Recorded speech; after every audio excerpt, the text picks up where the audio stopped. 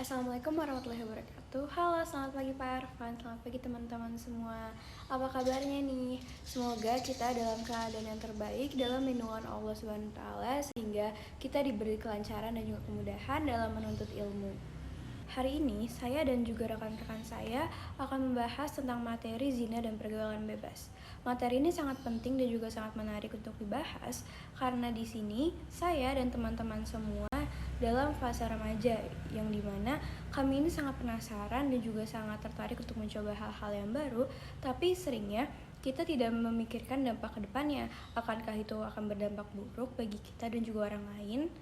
Nah, makanya kita akan sama-sama belajar tentang apa itu zina dan juga pergaulan bebas.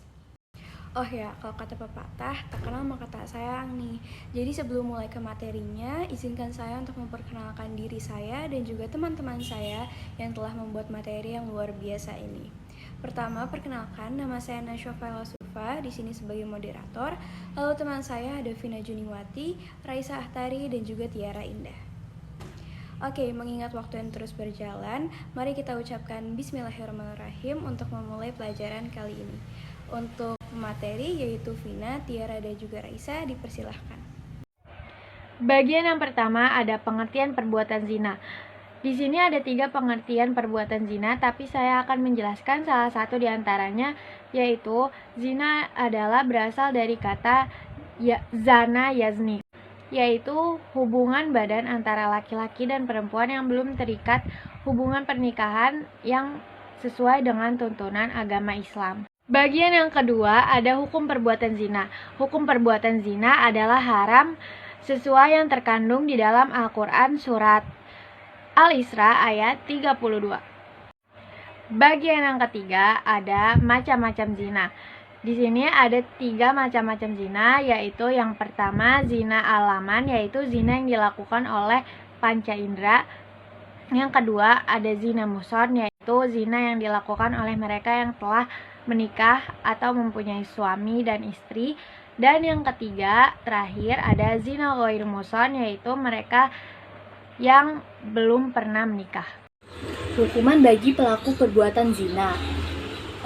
Yang pertama ada zina muhsan. Hukuman untuk pelaku zina muhsan adalah hukum dera atau dicambuk sebanyak 100 kali atau hukum rajam, yaitu hukuman mati dengan cara dilempari batu atau sejenisnya. Yang kedua ada zina ghoiru muhsan. Hukuman untuk pelaku zina ghoiru muhsan adalah apabila pelaku zina ghoiru muhsan adalah gadis dan perjaka, maka hukumannya adalah dera atau cambuk 100 kali dan diasingkan dari wilayah tempat tinggalnya.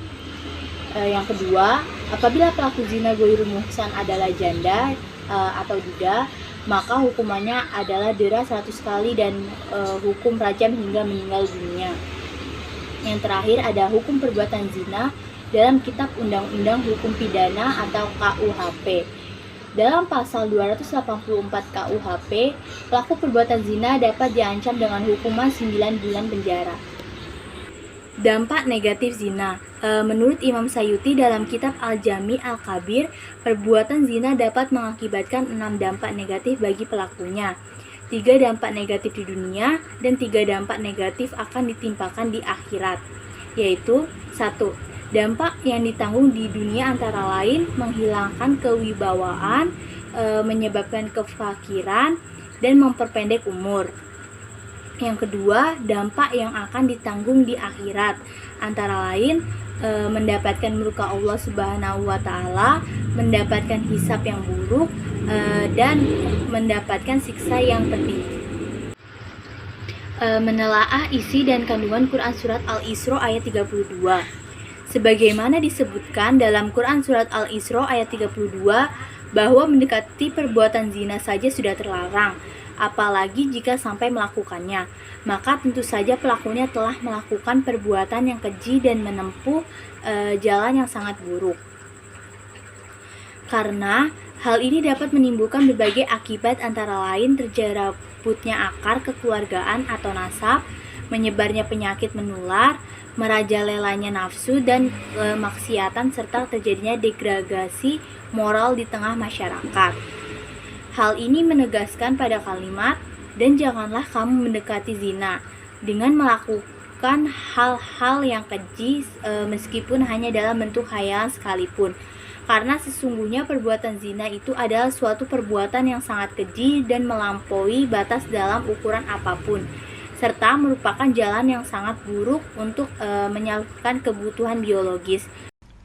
Nah, di sini aku akan mencontohkan perilaku mendekati perbuatan zina. Nah, yang pertama itu menjalani pergaulan bebas, yang kedua mendatangi tempat-tempat yang mengandung nafsu syahwat, yang ketiga berimajinasi atau berkhayal tentang aurat lawan jenis, yang keempat membaca artikel, buku atau bacaan yang mengandung nafsu bihari, dan yang terakhir yang kelima mengenakan pakaian yang tidak menutupi aurat atau yang terbuat dari bahan yang tipis dan transparan yang bisa menggoda lawan jenis. Isi Quran Surat An-Nur Surat 24 ayat 2 itu membahas tentang pergaulan bebas. Nah, isinya pezina perempuan dan pezina laki-laki dirala masing-masing di antaranya 100 kali. Dan janganlah merasa belas kasihan kepada keduanya, mencegah kamu untuk menjalankan hukum Allah. Jika kamu beriman kepada Allah dan hari kemudian, hendaklah hukuman mereka disaksikan oleh orang-orang yang beriman. Quran Surat An-Nur Surat 24 ayat 2. Definisi pergaulan bebas. Nah, dari segi bahasa, pergaulan adalah proses bergaul, sedangkan bebas adalah lepas sama sekali atau tidak terhalang, terganggu, atau terbatasi sehingga boleh bergerak, berbicara, atau berbuat dengan secara leluasa. Nah, dapat diartikan bahwa pergaulan bebas adalah tindakan atau sikap yang dilakukan secara individu atau kelompok. Nah, dengan tidak terkontrol dan dapat dibatasi oleh aturan-aturan yang berlaku di masyarakat. Bentuk pergaulan bebas.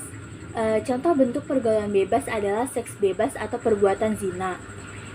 Sebelum memutuskan hukuman bagi pelaku zina, maka ada 4 hal yang dapat dijadikan sebagai bukti, yaitu saksi, pengakuan, sumpah, dan dokumen atau bukti tulisan. Dalam kasus perzinaan, pembuktian perzinaan ada 2, yakni saksi yang berjumlah 4 orang dan pengakuan pelaku. Ancaman dan penjatuhan hukuman syariat Islam tersebut bukan hanya terhadap pelaku zina saja.